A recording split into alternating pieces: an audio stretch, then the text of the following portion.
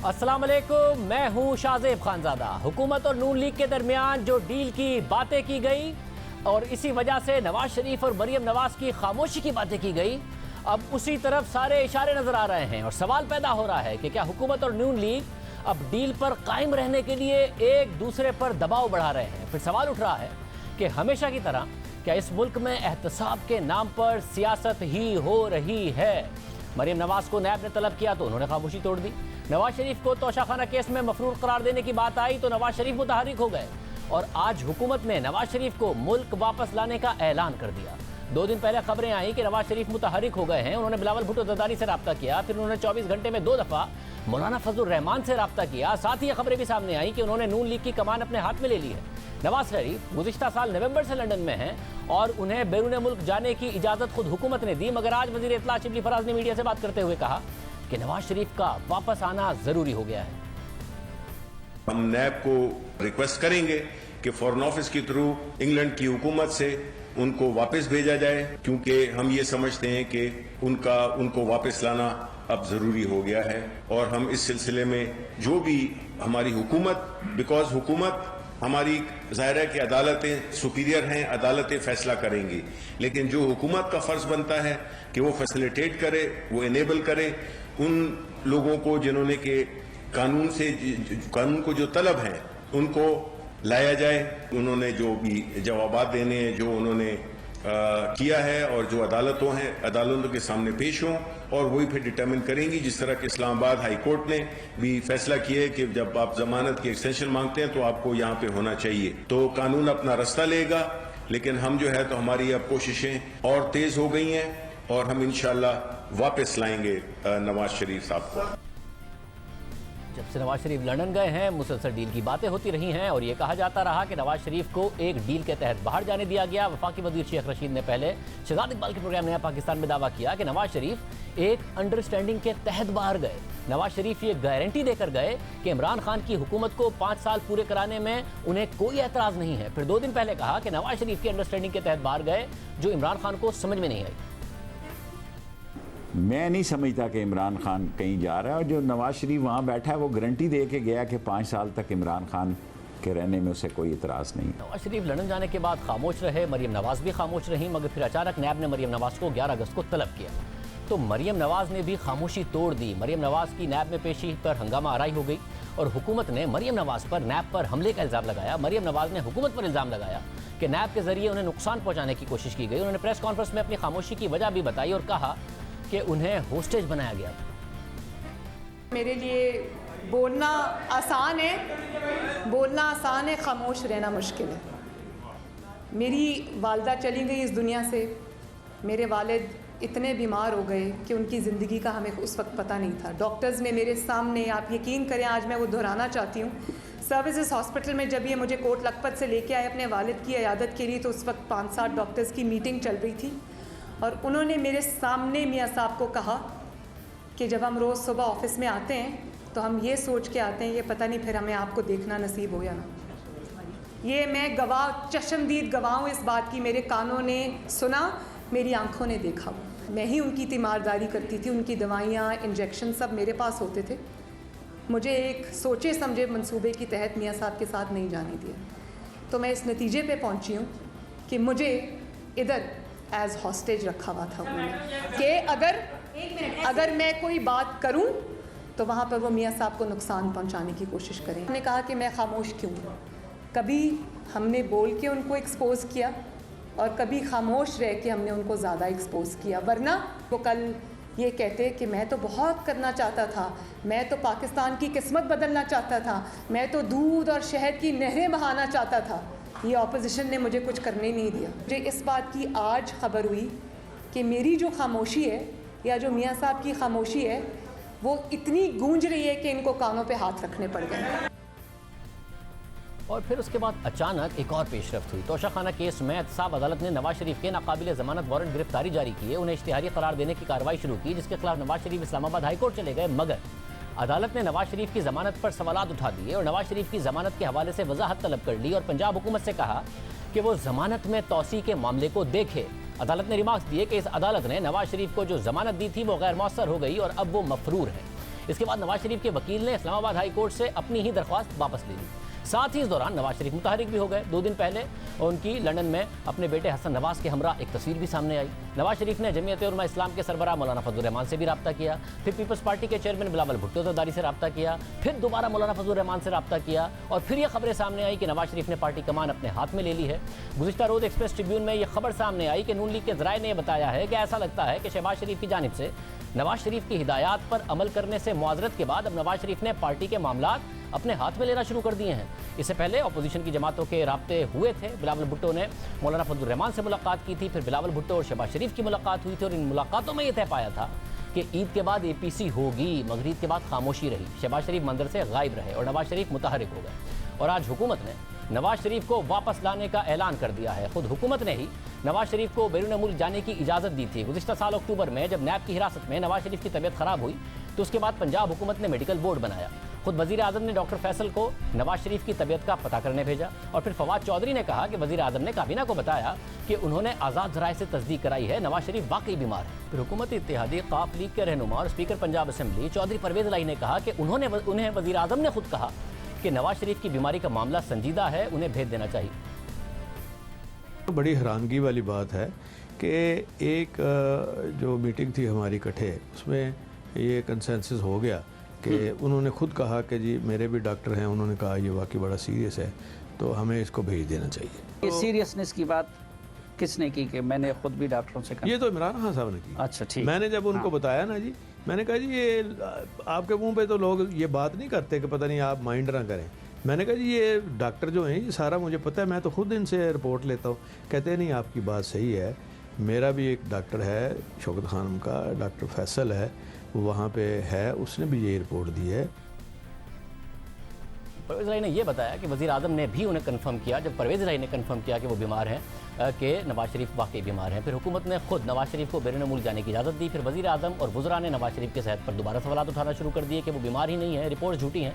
फवाद चौधरी ने भी ये बात की तो वज़ीर सेहत पंजाब यास्मीन राशिद ने कहा कि सारी रिपोर्ट्स मेरे सामने बनी और दुरुस्त हैं। इसके बाद से मुसलसल ये खबरें सामने आती रही कि नवाज शरीफ एक डील के तहत बैरून मुल्क गए हैं, मगर नवाज शरीफ खामोश रहे, मरियम नवाज भी खामोश रहीं। फिर जब मरियम नवाज को नैब ने तलब किया तो वो बोलने लगी। नवाज शरीफ को इश्तिहारी करार देने की बात हुई तो वो भी मुतहरिक हो गए और अब हुकूमत नवाज शरीफ को वापस लाने का ऐलान कर रही है।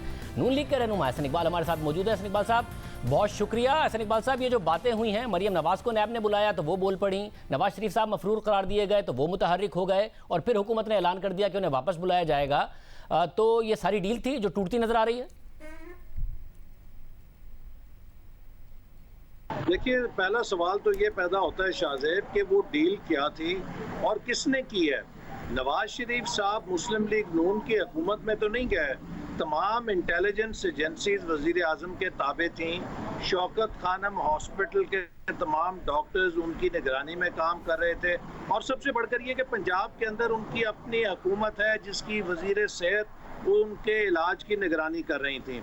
अब अगर नवाज शरीफ साहब किसी डील के तहत गए, या तो हुकूमत एतराफ़ करे कि उसने कोई डील की थी, और अगर हुकूमत ने डील नहीं की थी और वो समझती है कि उसको धोखे में रख के वो चले गए हैं, तो क्या उसने अपनी सूबाई वजीर सेहत को बरतरफ किया है? वो डॉक्टर साहब के जो शौकत खानम से नवाज शरीफ साहब के तमाम इलाज की निगरानी करके तस्दीक कर चुके थे कि वो बहुत लाइफ थ्रेटनिंग कंडीशन में है, उनको तो मुशीर सेहत लगा दिया गया है। तो पहले तो हुकूमत उन तमाम लोगों को फारिग करे जो नवाज शरीफ साहब की इलाज के से मुताल्लिक थे और उनके बाहर जाने के लिए रिपोर्ट जिन्होंने दी। अगर ऐसा वो नहीं करती तो फिर इस पे वो बिला वजह सियासत कर रही है, और मैं समझता हूँ कि ये एक अच्छी बात नहीं कि एक बीमार शख्स की सेहत के हवाले से दोबारा सियासत की जाए। इससे पहले उनकी अहलिया की बीमारी पर यही हुकूमत के लोग, इसी के वजीर और मुशीर ऐसे गैर जिम्मेदाराना बयान देते रहे कि बाद में फिर ये मुंह छुपाते फिर रहे थे। मगर ऐसे इकबाल साहब, अब ज़ाहिर है परवेज़ इलाही साहब ने भी बताया, फवाद चौधरी साहब ने भी बताया कि वजीर आज़म ने कहा खुद के मैंने वेरीफाई कराया है वो बीमार हैं, मगर जो बाहर भेजने का मामला है ये तो वजीर आज़म ने नहीं कहा कि वो बाहर भेजना चाहते हैं। इस पर शेख रशीद साहब ने जो बताया है कि जो अंडरस्टैंडिंग थी वो इमरान खान से नहीं थी, वो इदारों से थी, और फिर उस अंडरस्टैंडिंग का नतीजा था कि 5 साल पूरे करेंगे, मरियम नवाज खामोश रहेंगी और मरियम नवाज बाहर जाना चाहती थी। तो ये सारा का सारा मामला इमरान खान ने नहीं किसी और ने डील किया। देखिए, मैं इनके वज़रा के बयानात को देख के बहुत परेशान होता हूँ और बहुत इंजॉय भी करता हूँ। इससे पहले वज़ीर आज़म साहब खुद कह चुके थे कि ये इशराफिया ने लॉकडाउन किया है और मुझे पता नहीं लगा। भाई, आप वज़ीर आज़म हैं, आप कोई NGO के सरबराह तो नहीं है, और वज़ीर आज़म जो है वो चीफ एग्जीक्यूटिव होता है, वो पूरी हुकूमती मशीनरी का सरबराह है, तमाम महकमे उसके ताबे हैं। और अब नवाज शरीफ साहब बाहर चले गए और वज़ीर आज़म साहब को असल सूरत हाल पता ही नहीं चली, तो ये किस किस्म के वज़ीर आज़म है? ये किस किस्म के चीफ एग्जीक्यूटिव है पाकिस्तान के? ये कोई टिम्बकटू रिपब्लिक है जिसके वज़ीर आज़म है कि जिसको पता ही नहीं उसके नीचे सब कुछ हो रहा है? ये पाकिस्तान है, एक न्यूक्लियर पावर है, इसमें वज़ीर आज़म बहुत बाखबर होता है, हर चीज़ को जानता है। तो बजाय इसके कि ये मुख्तलिफ इदारों की तरफ या मुख्तलिफ कुव्वतों की तरफ मिलाइन करने का इशारा करें, और ये मैं समझता हूँ कि जो इनके दर पर्दा है, ये चाहते हैं कि कोई मुल्क के दीगर जो इदारे हैं उनको मुलव्वस किया जाए, उनको इल्ज़ाम दिया जाए। नवाज शरीफ साहब के बाहर जाने की तमाम तर जिम्मेदारी हुकूमत के ऊपर थी, हुकूमत ने तस्दीक की, और मैं ज़ाती तौर पे जानता हूँ कि इन्होंने इंटेलिजेंस एजेंसीज को यहाँ तक पड़ताल करने का हुक्म दिया कि वो डॉक्टर्स जो उनका इलाज कर रहे थे उनके बैंक अकाउंट्स चेक किए गए, उनको इंटेरोगेट किया गया, हर तरीके से तसल्ली की गई कि कोई मामले में गड़बड़ तो नहीं है।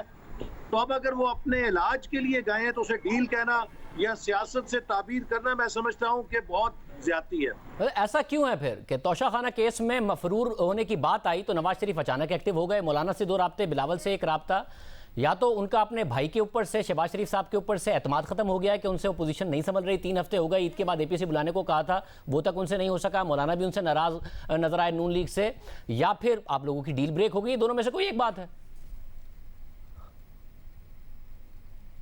नहीं, नवाज शरीफ साहब कोई सियासी तौर पे तो मुतहर्रिक नहीं हुए, वो अभी भी इलाज के लिए गए हैं और उनका इलाज हो रहा है, और वहाँ पर कोविड की वजह से जो हॉस्पिटल्स बंद थे उस वजह से उनके कार्डिक प्रोसीजर्स डिले हुए हैं, और हम सब इंतज़ार कर रहे हैं कि जल्द अज जल्द वो प्रोसीजर्स हों ताकि वो सेहतमंद होकर पाकिस्तान है। और आप देखिए, ये वही नवाज शरीफ साहब हैं कि जो अपनी बिस्तर मर्ग पे अहलिया को छोड़कर पाकिस्तान आ गए थे ताकि कोई उनके ऊपर उंगली ना उठा सके, कोई उनके हवाले से कोई ऐसी बात ना कर सके कि वो फरार इख्तियार कर गए हैं। सब मगर फिर APC को क्या हुआ? वो 2 मरतबा मौलाना से राब्ते, 1 दफ़ा बिलावल से राब्ता, रहबर कमेटी कहाँ गई, APC कहाँ गई? क्यों अचानक नवाज शरीफ साहब ने बात की? वरना उससे पहले तो जब से वो बाहर गए वो नहीं कर रहे थे ये सब चीज़ें। जी देखिए, जहाँ तक रहबर कमेटी और APC का ताल्लुक है वो चीज़ें ऑन ट्रैक हैं। चूँकि मुहर्रम का महीना आ गया था, इस हवाले से कुछ लोगों का मशवरा था कि हमें आशूरा के बाद सियासी सरगर्मियों को दोबारा एस्केलेट करना चाहिए, बढ़ाना चाहिए। शहबाज शरीफ साहब का राब्ता फजल रहमान साहब से भी है और वो राब्ते में है, और इसी तरह बिलावल भुट्टो जरदारी से भी है, और हमारी जो सीनियर लीडरशिप है वो भी तमाम अपोजिशन जमातों के साथ इन टच है। आपको मालूम है कि जब फैटफ की कानून साजी हो रही थी उस मौके पर JUIF को कुछ शिकायत और तहफ़्फ़ुज़ात पैदा हुए थे जिनको हमने रफ़ा किया, उनको क्लैरिफाई किया, और अब इंशाल्लाह जल्दी आशूरा के बाद रहबर कमेटी और APC का इजलास होगा, और जब ये सब डेवलपमेंट्स होंगी तो लोगों को यकीन आ जाएगा कि वो सारी जो डिसइंफॉर्मेशन हुकूमत की तरफ से फैलाई जाती थी वो ऐसे ही है। इनका अब एक ही काम रह गया है, ये ना महंगाई कम कर सकते हैं, ना बेरोजगारी कम कर सकते हैं, ना ये गुर्बत कम कर सकते हैं। ये रोजाना कीचड़ उछाल सकते हैं, ये रोजाना एक दुर्फिंटरी छोड़ सकते हैं, ये रोजाना कोई एक नई डिसइंफॉर्मेशन छोड़ सकते हैं ताकि लोगों की तवज्जो उस तरफ लगी रहे। हम इनकी तवज्जो बार बार इनकी कारकर्दगी पे लाते रहेंगे। वैसे मगर मुझे ये डॉट्स कनेक्ट कर दीजिए, ये बात समझ में नहीं आ रही है कि जैसे ही तोशाखाना केस में उन्हें मफरूर करने की बात आती है वो इस्लामाबाद हाई कोर्ट जाते हैं, इस्लामाबाद हाई कोर्ट से जब रिलीफ मिलता नहीं दिखाई देता तो वापस अपनी दरख्वास्त ले लेते हैं क्योंकि वो तो इस्लामाबाद हाई कोर्ट ने सवालात उठा दिए। उसके बाद अचानक मुतहरिक नज़र आते हैं। क्या नवाज शरीफ एक मैसेजिंग कर रहे हैं हुकूमत को कि अगर मेरे खिलाफ, मेरी बेटी के खिलाफ आप एक्टिव होंगे तो मैं भी एक्टिव हो जाऊंगा, और फिर हुकूमत जवाब में मैसेजिंग कर रही है आप एक्टिव होंगे तो हम आपको वापस बुला लेंगे? नहीं, ऐसी कोई बात नहीं है। देखिए, जो नवाज शरीफ साहब की बेल लाहौर हाई कोर्ट ने ली थी तो उसके अंदर एक मुफस्सल अरेंजमेंट तय किया गया था कि किस तरीके से उनकी जो मेडिकल कंडीशन है उसकी हुकूमत तस्दीक कर सकती है, उसको वेरीफाई कर सकती है, और वहाँ पर जो हमारा हाई कमीशन है उसको भी रोल दिया गया था। तो नवाज शरीफ साहब इस वक्त वहाँ जो अपना इलाज करा रहे हैं वो कोई किसी और प्लैनेट पे तो नहीं करा रहे। हुकूमत किसी वक्त भी अपने ज़राए से उसकी तस्दीक कर सकती है। अब ये कहना वजीरों का कि जी हम उन्हें लेकर आएंगे, भाई आप क्या लेकर आएंगे? वो तो अपनी अहलिया को बिस्तरे मर्ग पे छोड़ के खुद चले आए थे अपनी बेटी को लेकर गिरफ्तारी देने। तो आप तो अपनी बात करें, जब आप यहाँ मुल्क से फरार होंगे तो आप वापस कैसे आएंगे? वैसे तो आपको फरार नहीं होने दिया जाएगा जो आप लोगों ने इस मुल्क के साथ हशर किया। लिहाजा ये जो बेतुकी बातें हैं, नवाज शरीफ साहब इस वक्त अपना इलाज करा रहे हैं, और इलाज करा के जब वो वापस आएंगे उनकी वापसी के वजन से तो ये वैसे ही कांपते हैं। ये तो सुबह शाम दुआएं करते हैं कि वो बाहर ही रहें, और कहीं मुल्क के अंदर आ गए तो हमारा क्या हशर होगा। हशर क्या होना है? नवाज शरीफ वापस आएंगे, जेल में डाल देंगे। शहबाज शरीफ साहब कारकुनों को लेकर एयरपोर्ट भी नहीं पहुंच पाएंगे, तो हशर क्या होना है?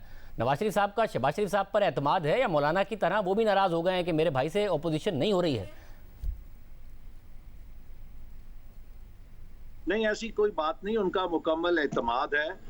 और आपको मालूम है कि नवाज शरीफ साहब और शहबाज शरीफ साहब एक टीम का नाम है। सिर्फ ये दो भाई नहीं है, बल्कि नीचे पूरी पार्टी की क़यादत जिसमें हम सब शामिल हैं उस टीम का हिस्सा हैं। PMLN एक चट्टान है, एक टीम है। इसके अंदर ये फर्क करना कि नवाज शरीफ साहब कुछ और हैं, शहबाज शरीफ साहब कोई और हैं, या जैद और बकर कोई और है, ये मुनासिब नहीं है। We are one party, we are one force and we are united. बहुत शुक्रिया हसन इकबाल साहब हमारे साथ मौजूद थे। प्रोग्राम में एक ब्रेक शामिल करते हैं, एक और आम खबर पर बात करेंगे।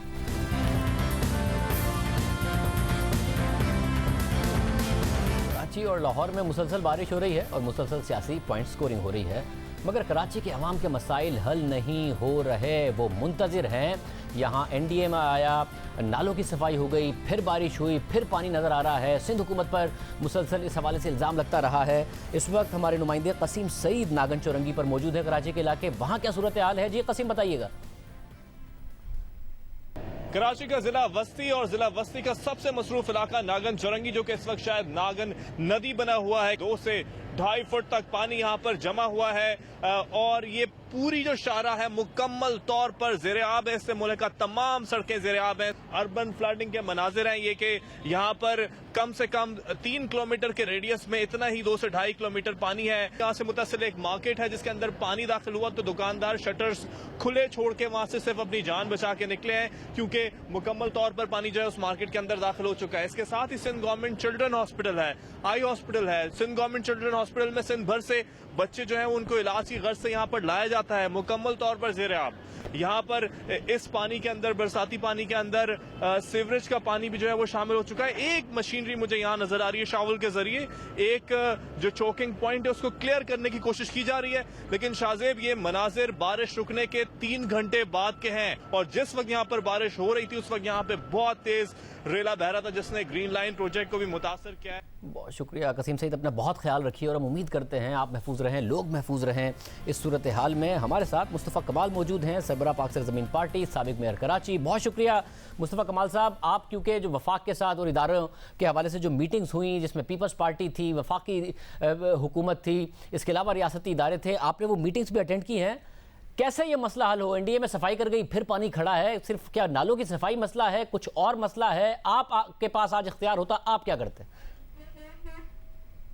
देखिए, मैं 1 2 3 करके आपको डायरेक्ट, इसलिए कि इतनी गुफ्तगू हो चुकी है तो उसकी डिटेल में ही जाते हैं। नंबर 1, 18वीं तरमीम के बाद जो इख्तियारात और वसाइल सूबों को दिए गए हैं उससे सूबा बाइख्तियार नहीं हुआ, खुद मुख्तार नहीं हुआ, उससे एक वज़ीर आला बाइख्तियार हो गया, बल्कि डिक्टेटर ही बन गया वो। उसने वो इख्तियारात और वसाइल अपने पास रख लिए 18वीं तरमीम के अपने ऑफिस में, और नीचे उसको ट्रिकल डाउन नहीं किया। तो नंबर 1, उसको वो ट्रिकल डाउन करे। सूबाई खुद मुख्तारी का मतलब है कि सूबे के शहर खुद मुख्तार हों, सूबे के डिस्ट्रिक्ट खुद मुख्तार हों, सूबे की यूनियन काउंसिल खुद मुख्तार हों, उसके गाँव खुद मुख्तार हों, उसके लोग खुद मुख्तार हों। नंबर 1, NFC अवार्ड में जो पैसे मिलते हैं वो वज़ीर आला वज़ीर आला के पास पैसे आ रहे हैं, वो नीचे उसकी मर्ज़ी है, वो डिस्ट्रिक्ट को दे, वो डिस्ट्रिक्ट को ना दे। इस तरह तो वज़ीर आज़म भी कहेंगे कि भाई कल NFC अवार्ड भी मेरी मर्ज़ी है, मैं किसी को सूबे को दूँ या ना दूँ, तो नहीं चलेगी बात। तो PFC अवार्ड देने की ज़रूरत है, प्रोविंशियल फाइनेंस कमीशन का अवार्ड दे। तीसरी बात ये कि कराची के जो 6 डिस्ट्रिक्ट बना दिए गए थे और अब ये 7वां बना दिया गया। देखिए कराची 18 डिसेंट्रलाइज्ड टाउन्स थे, उस 18 कराची बहुत बड़ा है, आप उसको सेंट्रलाइज करके 6 डिस्ट्रिक्ट करके 7 डिस्ट्रिक्ट करके आपने ऊपर से भी इख्तियारात ले लिया 18वीं तरमीम के बाद, और डिस्ट्रिक्ट गवर्नमेंट के पास जो इख्तियारात थे वो आपने 6 टुकड़ों में बांट दिया और अब 7वें टुकड़े में बांट दिया।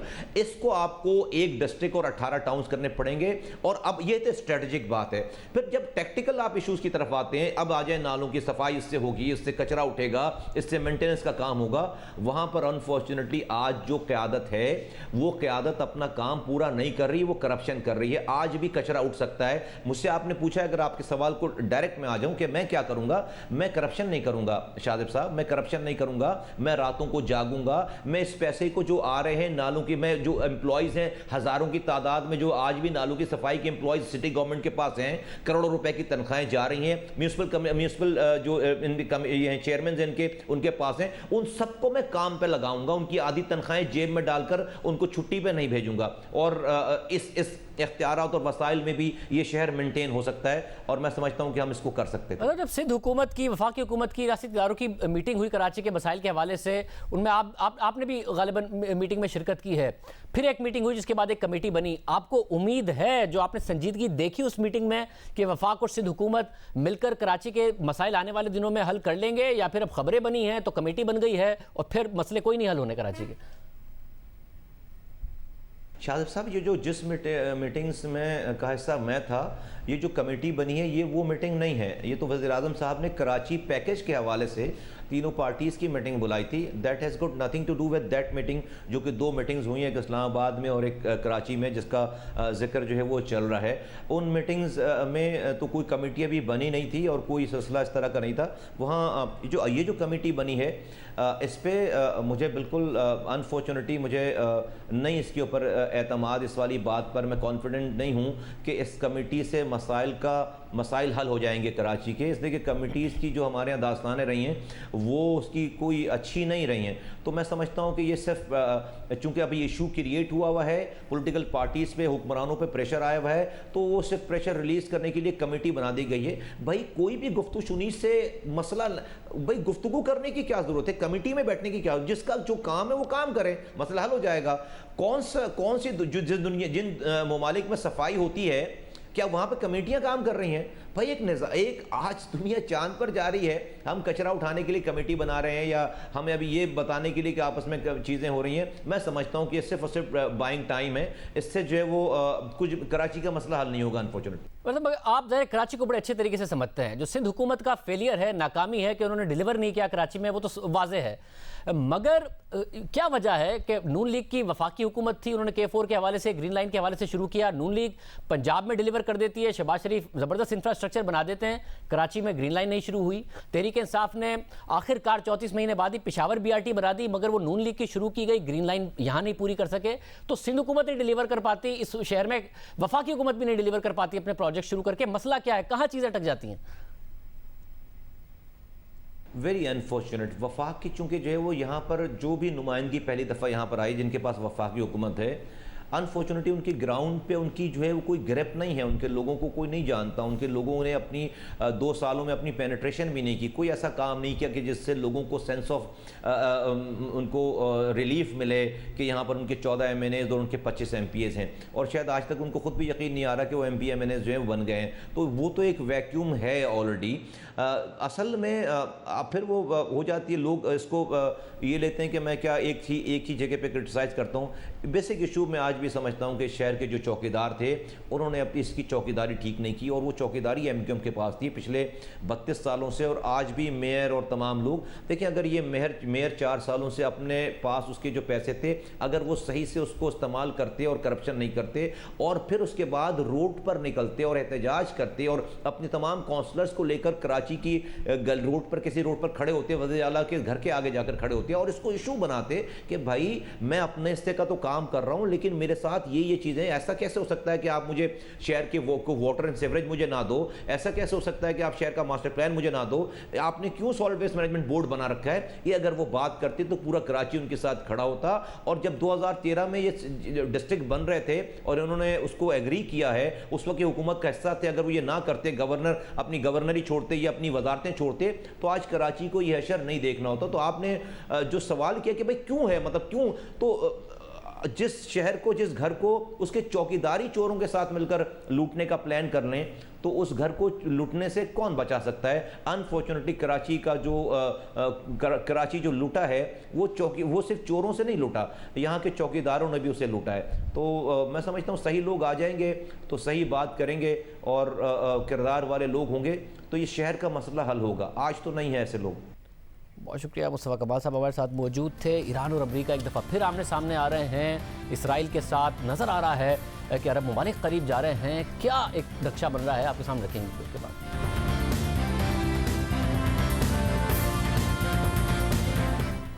इसराइल और मुत्तहिदा अरब अमारात की डील के बाद अमेरिका एक बार फिर से ईरान पर दबाव बढ़ाने की कोशिश कर रहा है, मगर ईरान रिवायती अंदाज में दबाव के बावजूद जारहाना इकदाम ले रहा है।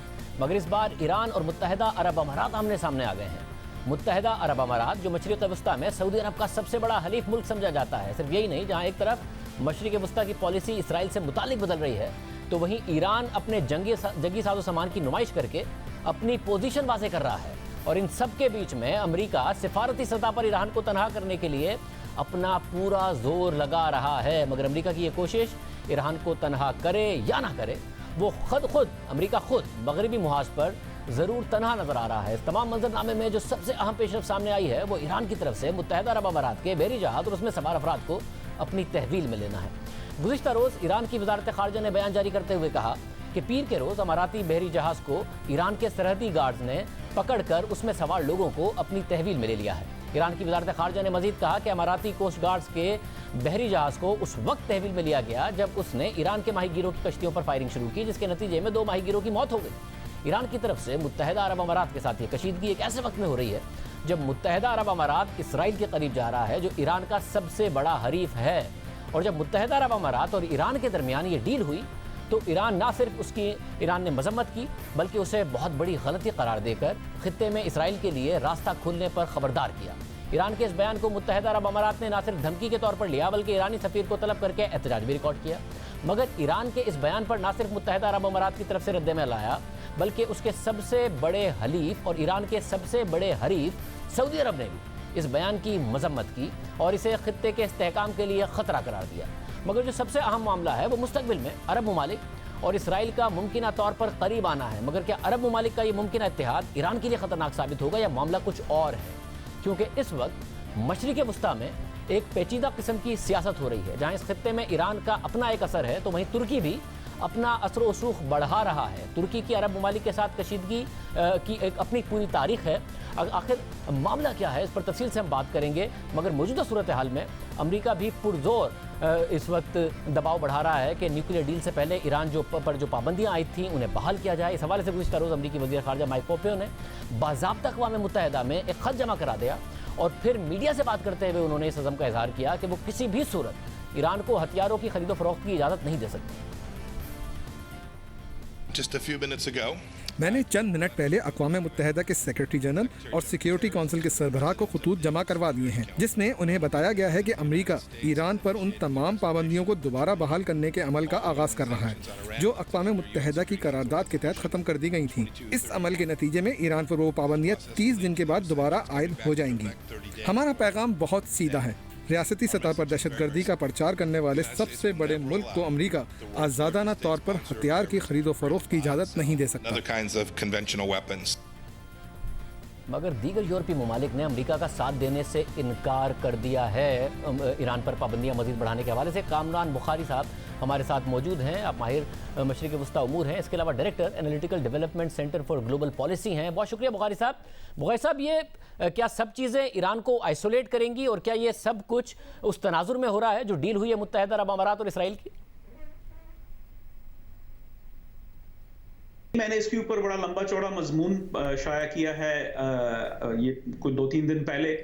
तो ये बहुत ही एक सोफिस्टिकेटेड किस्म की मूव है। इसका ताल्लुक इसराइल से कम है और फ़लस्तीनी तनाज़े से तो इसका बिल्कुल कोई ताल्लुक नहीं है। ये मुत्तहिदा अरब अमारात की एक कोशिश है कि वो एक बहुत ही जिसे कहते हैं डिस्टेबलाइजिंग खित्ते के अंदर अपने आप को और जो है अरब वर्ल्ड को सिक्योर कर सके। इसमें ना ही ईरान के खिलाफ कोई कार्रवाई की जा रही है। याद रहे कि इस मुआहदे के ऐलान से 4 दिन कबल मुत्तहिदा अरब अमारात की मीटिंग हुई है वजारत खारजा लेवल के ऊपर ईरान के साथ। तो इस वक्त मुत्तहिदा अरब अमारात ईरान और इसराइल के साथ बैक वक्त इल्हाक करके तो तुर्की का मुकाबला कर रहा है। मगर अरब ममालिक का ज़्यादा बड़ा मसला यमन, शाम, इराक में ईरान से है। ज़ाहिर तुर्की के साथ भी एक लफ्जी जंग जारी रहती है। आपको लगता है कि अब अरब ममालिक तुर्की को ज़्यादा बड़े मसले के तौर पर देखते हैं बनिस्बत ईरान के? तुर्की और ईरान जो है वो तारीखी तौर पे राइवल्स हैं और उनकी राइवलरी जो है अब वो मंजर आम पे सामने आएगी। ईरान और सऊदी अरब की जो जंग, सर्द जंग या जो है गर्म जंग कह लें, चल रही थी वो ख़त्म हो गई है। उसमें पसपाई हुई है सऊदी अरब को। ये राउंड ईरान जीत गया है और अब जो है खित्ते के अंदर तुर्की का बढ़ता हुआ असर रसूख है जिसने खौफजदा किया हुआ है। याद रहे कि अरब ममालिक के पस मंज़र से अगर देखा जाए, उनके पॉइंट ऑफ व्यू से देखा जाए तो ईरान इतना बड़ा मसला नहीं है क्योंकि बिल आखिर वो एक शिया मुल्क है और वो अरब नहीं है। तो इस वजह से जो है उनको मैनेज करना अरब्स के लिए बहुत ज़्यादा ईजी है क्योंकि उसके ऊपर ईरान के ऊपर अमेरिका का भी दबाव है, इसराइल का भी ऑलरेडी दबाव है। लेकिन तुर्की जो है वो एक सुन्नी ताकत है और जिसकी बहुत ज्यादा जो ना बढ़ता हुआ असर रसूख है पूरे अरब खित्ते के अंदर ये गुज़िश्ता कुछ सालों से। तो ये चीज ज्यादा खौफजदा करती है मुत्तहिदा अरब अमारात को और उस वजह से ये स्ट्रेटजी अपनाई गई है अबू धाबी की जानिब से। मतलब यानी अरब ममालिक के लिए ज़्यादा बड़ा मसला ये है कि तुर्क सदर एर्दोआन के एक तुर्की का असर रसूख इस वक्त बढ़ा रहे हैं मुस्लिम उम्मा में या मुस्लिम ममालिक में, जो सऊदी अरब को या फिर दीगर अरब ममालिक को ज़्यादा बड़ा खतरा अब ये लगता है। देखिए, जैसे इजाज हैदर ने आज फ्राइडे टाइम्स में पब्लिश किया है कि कोई उम्मा कोई चीज नहीं है। देयर इज नो उम्मा, देयर आर इंटरेस्ट। हर मुल्क का अपना इंटरेस्ट है और तुर्की के अपने इंटरेस्ट हैं। तुर्की के जनूब के ऊपर एक बहुत बड़ी आग लगी हुई है जिसको हम सीरियन सिविल वॉर कहते हैं। उसको मैनेज करना है। तुर्की जो है अपनी ताकत को प्रोजेक्ट करना चाहता है क्योंकि ईरान उसके रास्ते में है। ईरान इराक और सीरिया दोनों में मौजूद है और कई दिहाइयों का हेड स्टार्ट है ईरान को। ऐसी सूरत हाल के अंदर तुर्की जो है उन लाइंस के थ्रू पंच करना चाह रहा है over the next few years.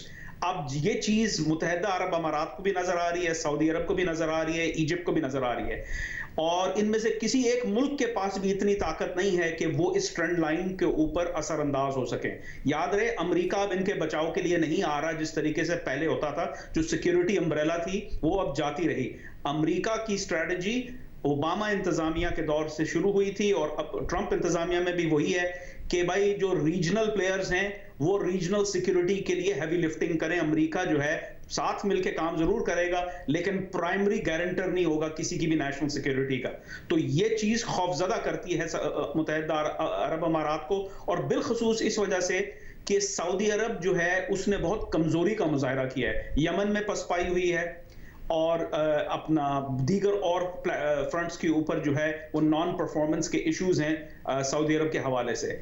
फिर अगर आप देखें तो मुत्तहिदा अरब अमारात ने असद रेजीम के साथ भी दोबारा से ताल्लुकात, कोई 1 साल हुआ है, दोबारा से रिश्ता कायम कर लिया है। तो ये कॉम्प्लेक्स गेम चल रही है और मुत्तहिदा अरब अमारात इस वक्त रीजन के अंदर अडल्ट का किरदार अदा करने की कोशिश कर रहा है। क्या वो कामयाब हो सकेगा? मैं नहीं समझता क्योंकि उनके पास स्टेइंग पावर नहीं है, लेकिन उनके पास और कोई चॉइस भी नहीं है इस रास्ते के अलावा। बहुत शुक्रिया कामरान बुखारी साहब हमारे साथ मौजूद थे। प्रोग्राम के आखिर में जिक्र हो जाए, अदाकारा अतीका ओढो जो 9 साल तक एक इल्ज़ाम की जद में रही, उन पर शराब बरामदगी का केस बना, उनकी शोहरत मुतासिर हुई और अब 9 साल के बाद इल्ज़ाम साबित न होने पर उन्हें बाइज्जत बरी कर दिया गया है। आज रावलपिंडी की सिविल अदालत ने शराब बरामदगी केस के फैसले में कहा कि इस मुकदमे में मुलजिमा के खिलाफ कोई शवाहिद नहीं मिले, इसलिए अदम सबूत पर उन्हें बाइज्जत बरी किया जाता है। अतीका ओढो पर जून 2011 में इस्लामाबाद से कराची जाते हुए शराब बरामदगी का इल्ज़ाम लगा था।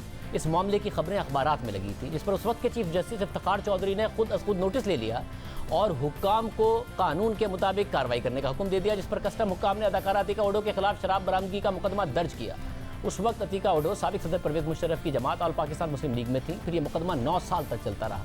इस मुकदमे में 210 पेशियां हुई, 16 जज तब्दील हुए, मगर इल्ज़ाम साबित नहीं हो सका, जिसके बाद अदालत ने उन्हें बाइज्जत बरी कर दिया। ये केस मुल्क में जुडिशल एक्टिविज्म से होने वाले नुकसान की एक और मिसाल है। आज खुद नोटिस के इस अख्तियार को बेजा इस्तेमाल करने का मामला सिर्फ इसी केस तक महदूद नहीं था, बल्कि बहुत सारे ऐसे खुद नोटिस भी लिए गए जिन्होंने आगे चलकर मुल्क को नुकसान पहुंचाया। मुल्क को भारी जुर्मानों का सामना करना पड़ा। स्टील मिल की निजकारी का मामला हो, कार के रेंटल पावर केस में लिए गए खुद नोटिस में भी यही सब कुछ हुआ। मुल्क में इसी तरह का जुडिशल एक्टिविज्म जब हुआ, पाकिस्तान को जब भी हुआ, पाकिस्तान को उसका नुकसान ही हुआ। इजाज़त दीजिए, अल्लाह हाफ़िज़।